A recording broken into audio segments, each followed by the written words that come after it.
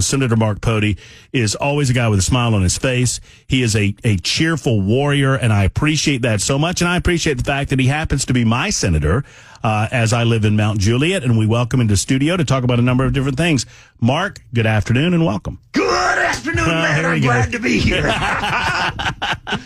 It's good to have you. How are things broadly going in the General Assembly so far? You pleased? And I need to do something real quick while you talk. Just go. Sure.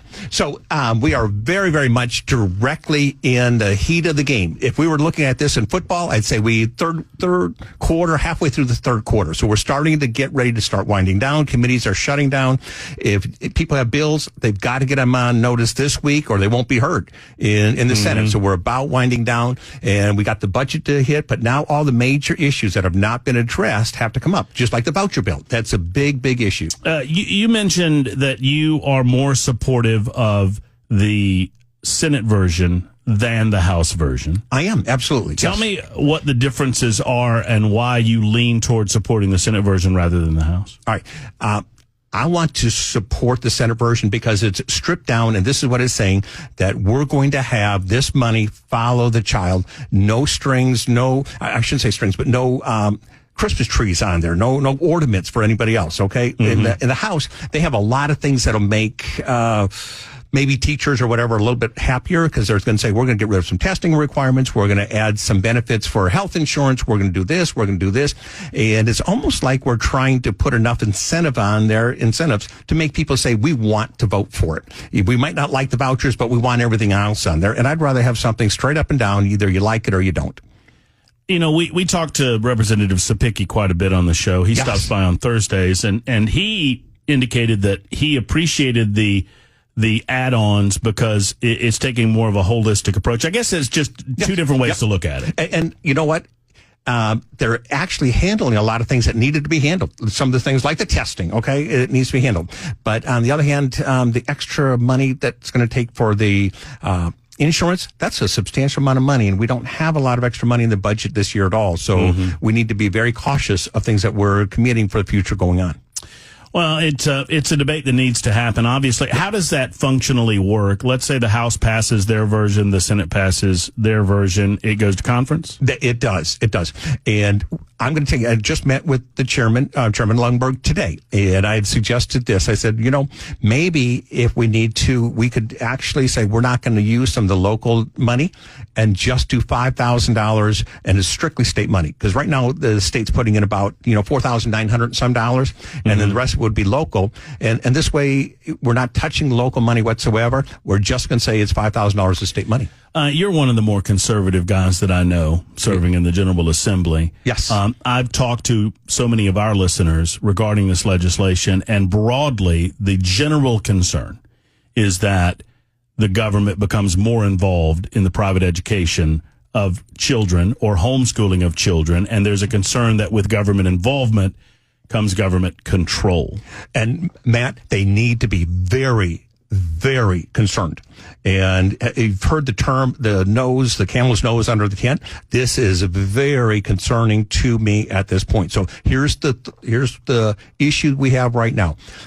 If you take the money, you're going to have some sort of accountability. There's going to be a test that your child's going to have to take, whether you go to homeschool co-op, or whether you go to private school. So don't be disillusioned that. But if you don't take the money, your school, the rest of the kids won't have to. It is only going to follow that child. And we want to make sure there's this ironclad that this does not force anybody else that does not take the money. Over on the House side, the Senate side still has a homeschool. The homeschoolers are still included in the legislation? Just if they're in like a co-op, okay? So if you're an individual homeschooler, no. But if you're in a co-op, yes. Right. And the concern there is that, obviously no one's forcing anyone to take the money. So what is the concern that you're hearing from homeschool parents regarding the level of control the government might have, because they don't have to take the money? They don't have to take the money. So part of it is they're saying, well, what about curriculum? Are we going to have to follow the curriculum to take that test? And the answer is no. You can use the same curriculum you have right now. You do not have to take anything else. If you take the test and you blow it, there's no issue saying your child didn't pass the test, we're holding them back. It's nothing. It is just you have to take the test, and whatever the results are the results. We're not going to hold you accountable to what the results are, just that you took the test. Well, we when I first called you, when I first approached you, it was primarily to talk about this issue of scholarships and some of the other things that are going on in the General Assembly. And this other issue kind of came across. It came to my notice. A number of individuals who are concerned with Davidson County matters said, "Hey, you need to look into this East Bank deal." And then I realized you're involved in the deal, whatever it might be. Talk to me about your involvement with the East Bank Authority, I guess it's being called. Just give us the 50,000-foot view. Okay, so first off, there's about 500 acres, and if we look at where it's located, if you say 24 and the river, so if you got Cumberland River, that's going to be on one edge, and the other edge is going to be the interstate. And then right in there, you've got the Titan Stadium. Oracle's going to go in that area. TPAC will eventually end up in that area, and who's going to be overseeing everything that's going on there? The Titans rebuilding and so forth, their stadium. Now, I'm going to just go a little bit back for a moment. I'm the type of guy, when Blue Oval City came in, I voted no. Okay, I'm a no vote. When we had the Titan Stadium, I voted no. I voted against it. Anytime that government's getting involved where there's going to be money going in, I'm going to be a no. I don't like big government. I don't want more big government. And I'm a no vote on typically anything like this, including this piece of legislation. So when it came to me, and it had to come, and I met with the mayor, I met with the delegation, the Democratic delegation, and I said, this is not something I'm comfortable with, and I'm going to be a no vote on typically everything like this. So that's where we started from. And that would have been back in February.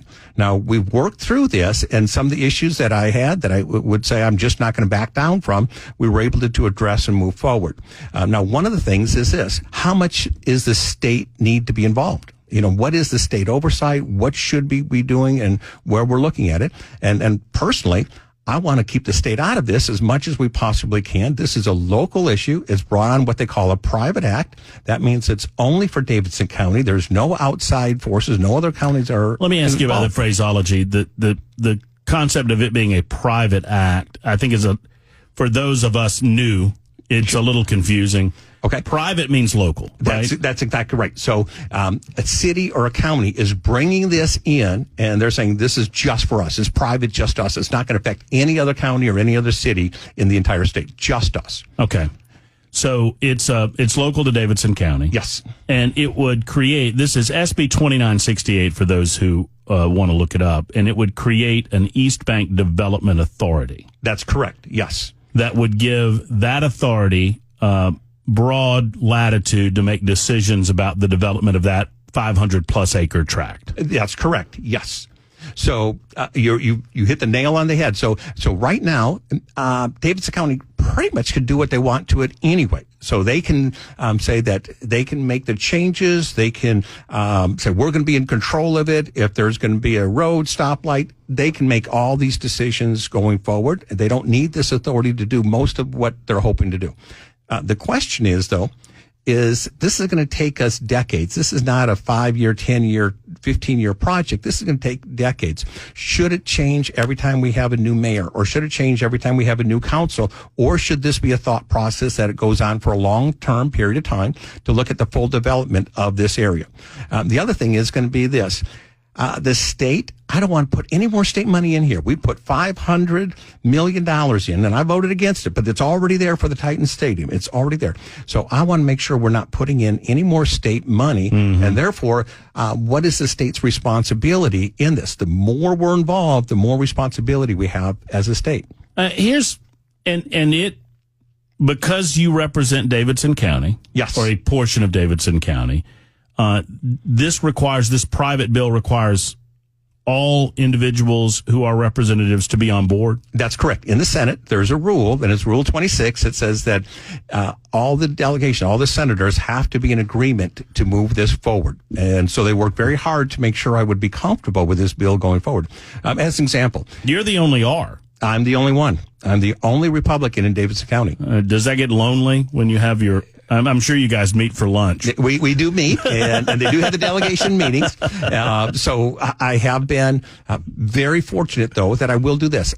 I'm trying to build a bridge so we all can move forward and find agreements that we're good on and not worry about where we're different. So I've been trying to find a way that we can move forward and not just keep fighting back and forth because everybody loses. But I have great appreciation for that. And I'm trying to keep that in my head in working through the necessity for the East Bank Development Authority, because I'm relatively new, but I know that the metro government of Nashville has a lot of committees. Yes. They have a lot of blue ribbon panels. Yep. They have a lot of task force. They have a lot of authorities. They have a lot, and they have the metro, that Nashville has the Metro Development and Housing Authority. Yes. Isn't that what that group is supposed to do?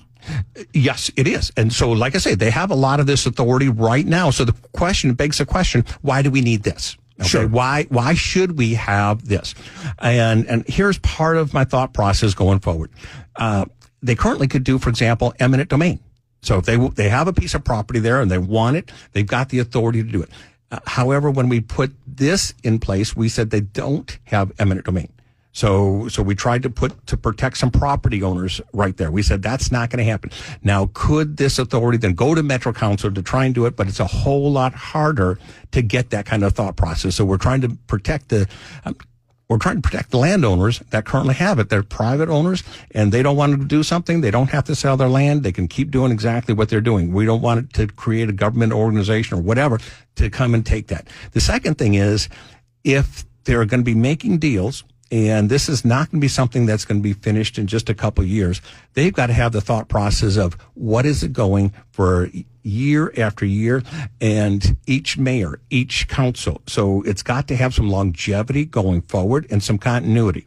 Do I like this layer of people? I don't. I just frankly don't. There's going to be 7 new people on the board.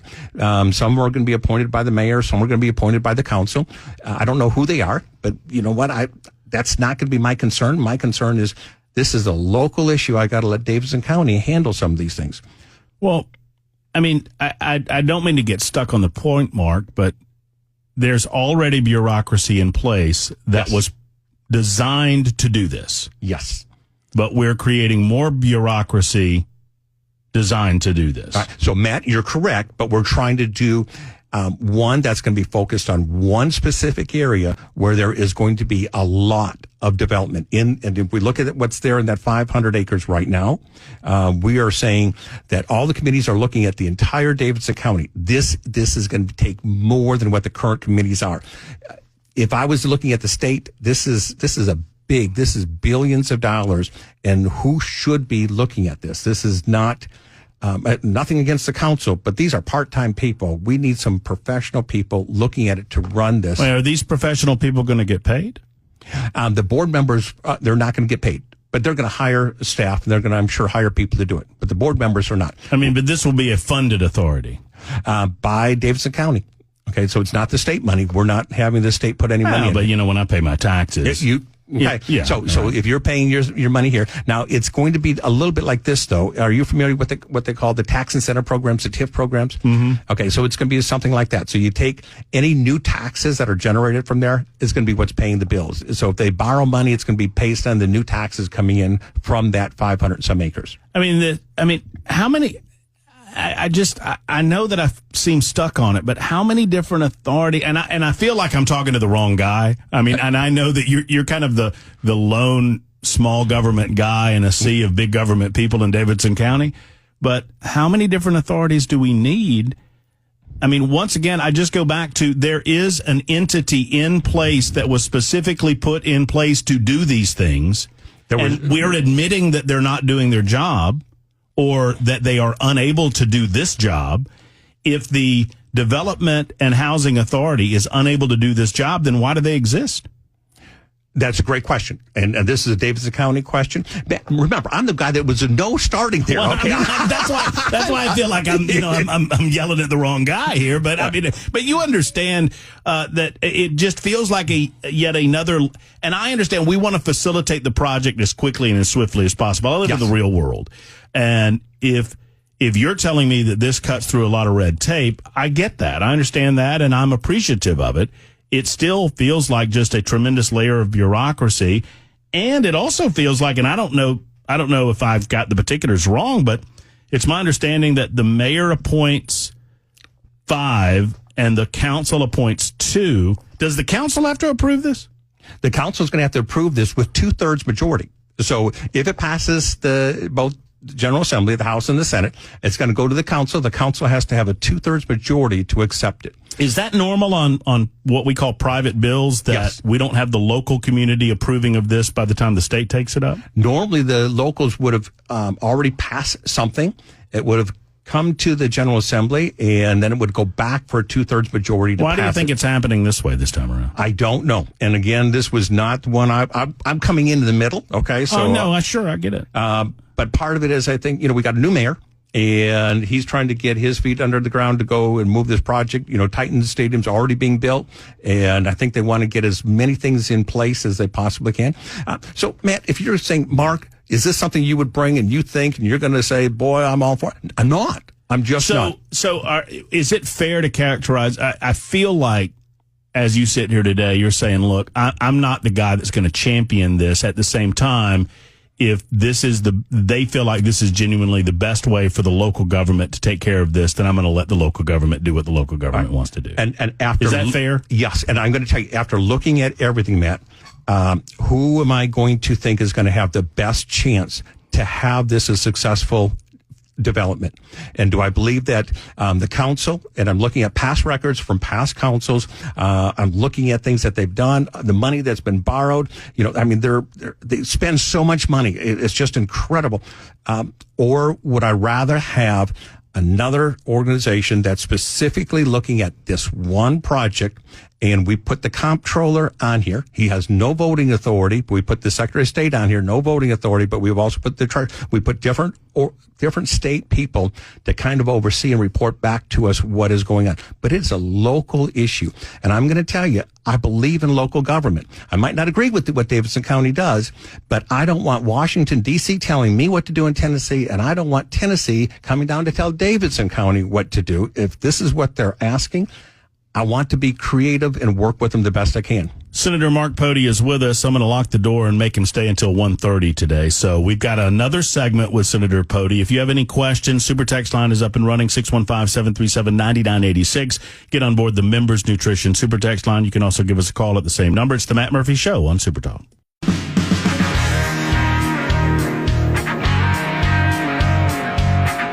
Super Talk 99.7 WTN, Matt Murphy and you. Thank you for being around with us, whatever time you're able to give us. We're certainly appreciative. We've got 3 or 4 more minutes with Mark Pody, who is joining us to discuss a number of things, including this possibility of an East Bank Authority that would give this East Bank Development Authority the ability, at Senate Bill 2968, the ability to have control over, 530 some odd acres? Yes, and this... Pardon me. Let me get that. I got it, Belle. Don't worry about it. I got it. I'll take care of you. 530 acres, and you brought me a map, and it's pretty extensive. I mean, it is, generally speaking, all the property between the river and the interstate. Yes. Yep. Right where the Titans field is, up to where Oracle is going to go. There's a big scrapyard in there. There's a little truck stop in there. There's no residential in there right now at all, but it is a property that's not used. There's one more thing I want to share with you that's not happened yet, but probably will. That's going to be affecting this. All right. The Corps of Engineer. Okay. Some of this land had flooded, and they're redoing how much land should be in the flood zone and how much height does it need to be. So how this is going to be, who's going to be best to be working with the Corps of Engineers as well on this specific piece of property to say what's going to be the right zoning on what we can do for the flood zone. As you know, when we had the flood a few years ago, it flooded a lot of that area. All of that flooded, didn't it? Yes. So knowing the Corps is coming in and reevaluating that right now, that's also going to have a real impact on what's going to be developed here going forward. What would you like to see 10 years from now over there? I want as much free market, free enterprise, and less government as we possibly can. I am not pushing for housing. I'm not pushing for anything. I'm a free market type guy. I would love to see this go forward without any kind of government involvement oversight. I mean, I'm a free market type guy. So you mentioned something, I want to circle back to it before we have to say goodbye, that this East Bank Development Authority has limited eminent domain ability? None. The only thing they have to do is if they really want something, they got to go back to the council to try and get So it grants them no eminent domain on their own. That's exactly right. And they have to do the normal process. That's exactly right. And this also, we made it in there where we went and we talked to some of the landowners there to make sure that their property is protected so nobody can come and take that. We wanted that to be strengthened so their private property owners can keep their land. Well, I mean, I'll leave it to the individual Davidson County residents to determine, where they are regarding the layer of bureaucracy. I appreciate where you are on it. I understand that we want to facilitate and affect this as quickly as possible. I think I think you know where I am, that we Sure. it feels like we're rewarding bad behavior to a certain degree. And Matt, I'm going to tell you, if this was not a private act, if it had to do where it was something outside of Davidson County, I would be voting no. If it was not a private act, I would not accept it because I've turned these kind of things down in the past and I'll continue to turn them down. But on a private act, it's a little bit different, and I'm going to give local government what they want. If they want to hang themselves, I'll give them the hang, whatever. But I am going to try and support local government along that line. What do you think? I mean, normally when the General Assembly deals with private acts, you've already, and we addressed this, you've already had some local government movement. They voted, hey, we really want this, get it to the state and tell them to give us the authority. In this case, you've not had that. I mean, to me, because this would grant the mayor the ability to appoint five of the seven, the Metro. So it gives the mayor control. It absolutely does. The authority board. The mayor is in, because the mayor's appointments would override the council's appointments. Right. But that, again, is a local issue, and I don't want to get into who should appoint what. That is local decisions, and I don't think the state needs to be making the local decisions like that. So, frankly, I even if this gets past the General Assembly, the heavier, I mean, would you agree, Mark? You've been around the block a time or two, longer than me.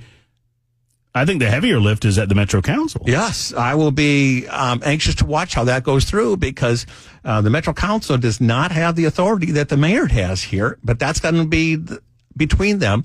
And it's not my job to fight for the Metro Council, not my job to fight for the mayor. I'm just here to protect the state to make sure we are not, as Tennessee taxpayers, going to be on the hook for this. And you're comfortable that that's not the case? Yes. We got the comptroller on here, and I've talked with the comptroller. I've talked with him numerous times to say, what more does he need for authority? What does he want? And he's comfortable with where he is right now, doesn't want any more or any less than what this says right now.